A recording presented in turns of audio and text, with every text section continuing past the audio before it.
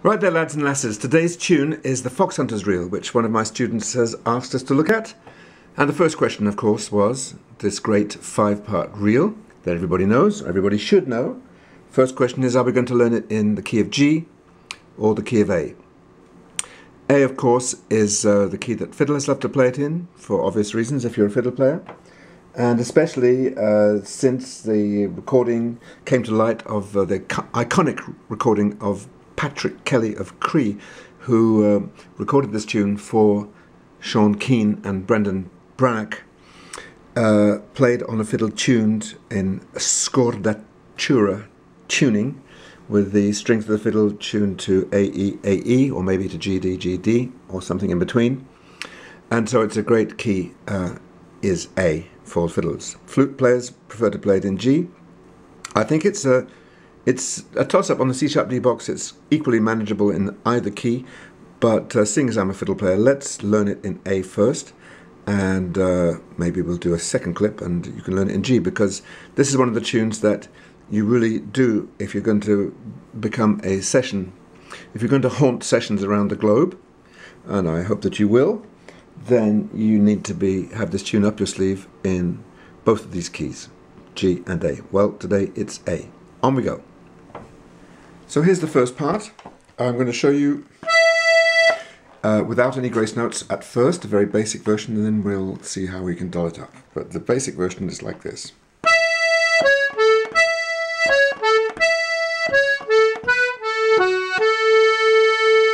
That's the first little phrase.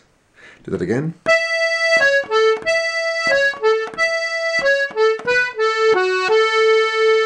The next phrase is very similar.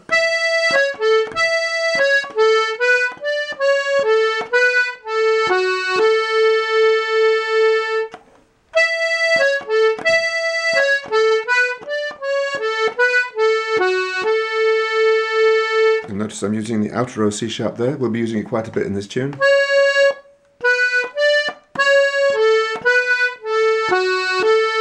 So the whole first part in a simple version is like this.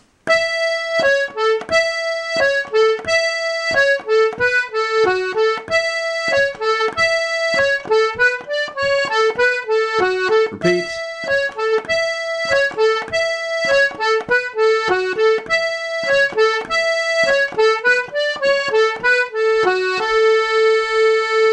So there we are. That's the basic structure. Now let's look at some of the variations you can do in that first piece there, instead of playing it so simply. I'll show you two main approaches. One is using the C sharp on the row, and the other on the outer row. So instead of playing, which is called a Fox Hunters Reel, and of course that is reminiscent of maybe a bugle call or the cry of the huntsman, I don't know. You can immediately double up by playing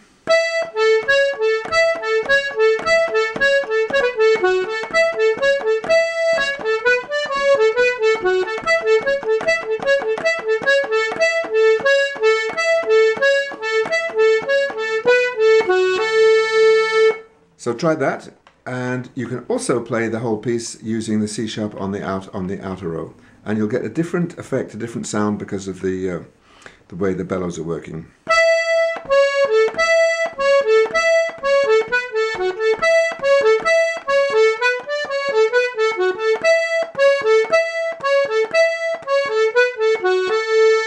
And of course you can double it up.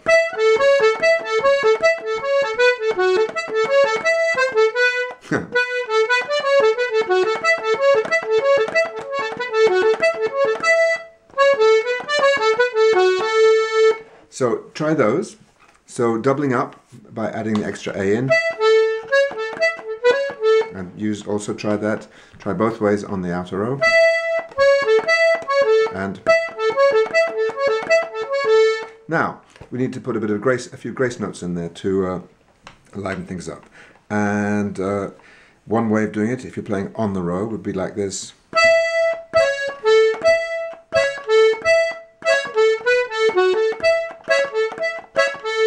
And it gives that C sharp a real bit of bite, which is good. It's on the offbeat, and you really want to emphasize that. So we're doing that like this.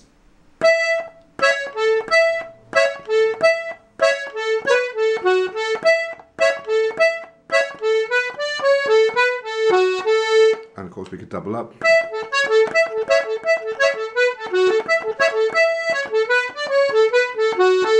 So that's one way, with just gracing the C sharp with the E. Another thing we could do would be to play a triplet.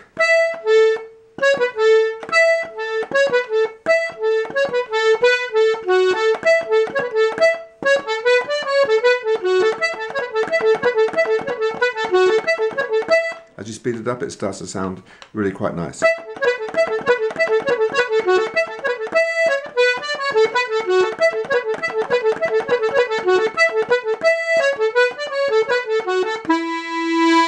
So that's triplet. If we move to the outro, we find that we can grace the C sharp quite well here using the D.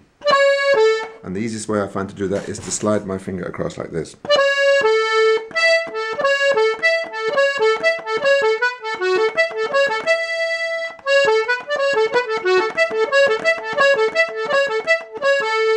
So there you have quite a few options, and there are probably more that I haven't thought of.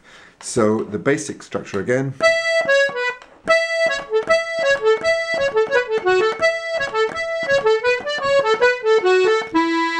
But do take the time to work on the variations and decide which ones you like the sound of, and you'll be able to spice up your tune from the get-go by choosing between those various gracings. Now, on to the second part. The second part starts on a low E, and we get to it this way. We've come out of the first part.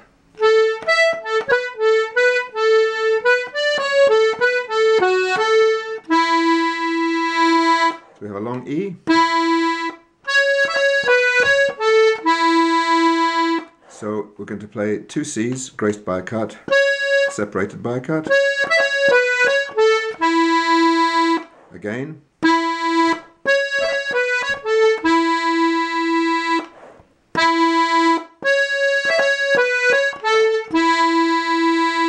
Going on from that second long E there.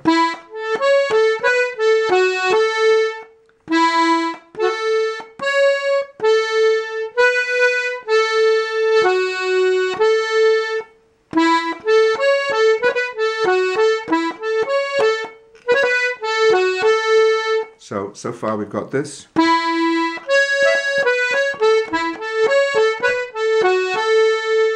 Then we repeat. Familiar bit here. And repeat the whole thing.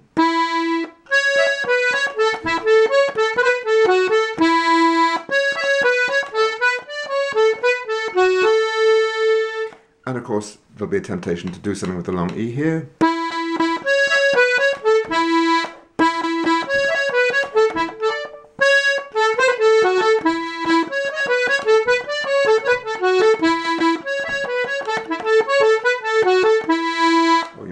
Throw a grace note in there, or do a kind of delayed triplet.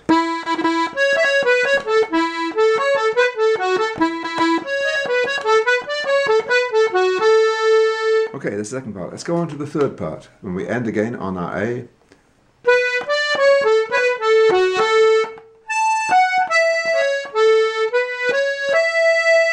This is like an arpeggio of A, or A, D, A, F sharp.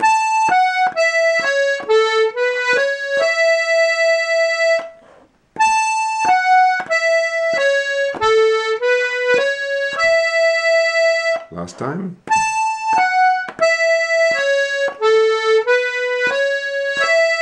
And then we go on.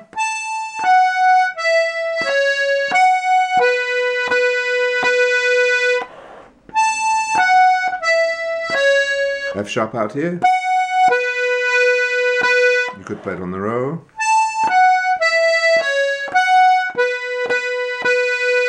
Either is fine. So put those two together and we should get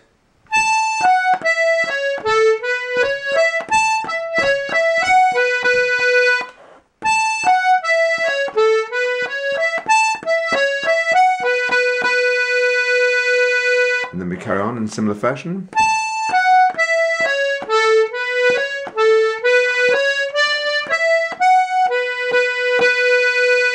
a bit different, the run-up this time.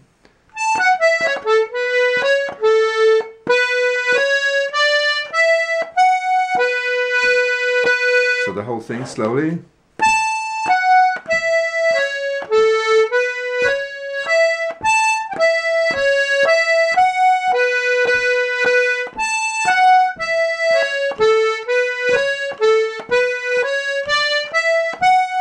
Repeat.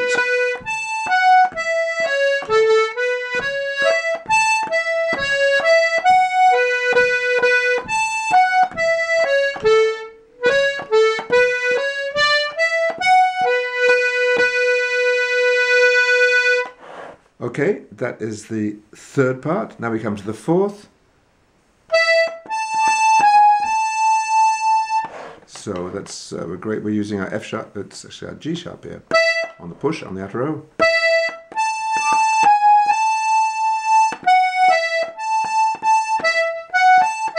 Do that again, sorry, without making a mistake.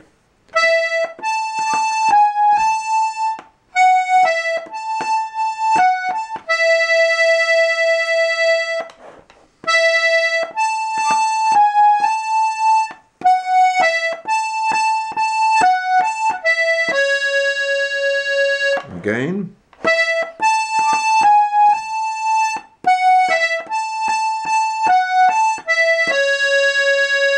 I'm using the outer row F sharp here just to save me having to take just one note on the pull there. So it just smooth things out a bit, but you can easily play it that way. So again, that little phrase.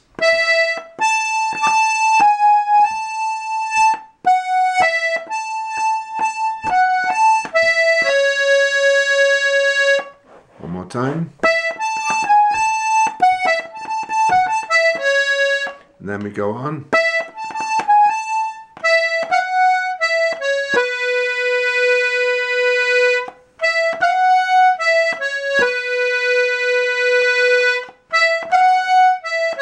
And we can climb up if we want. Maybe we won't do that. Let's go from the beginning of that third part, fourth part, third part, third. It's the fourth, isn't it?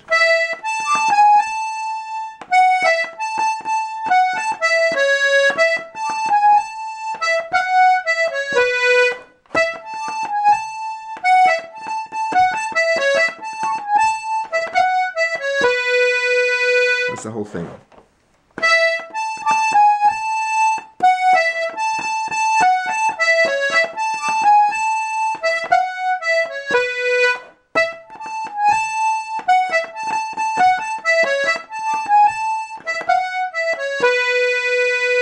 Now the last part.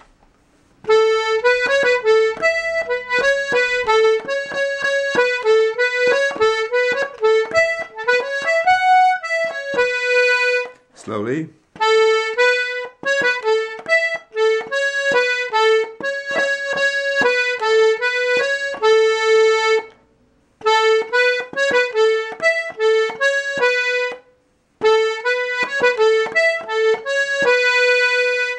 Last time.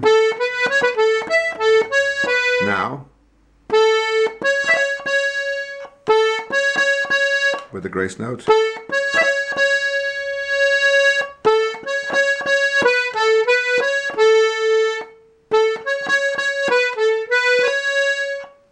Then you start again.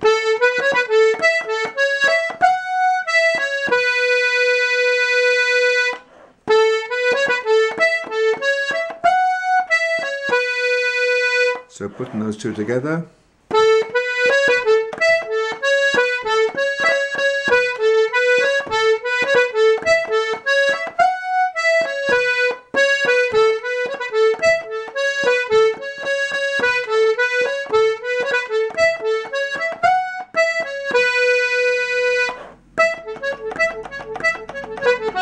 And we're back to the beginning. So there we are, 5 parts of that tune.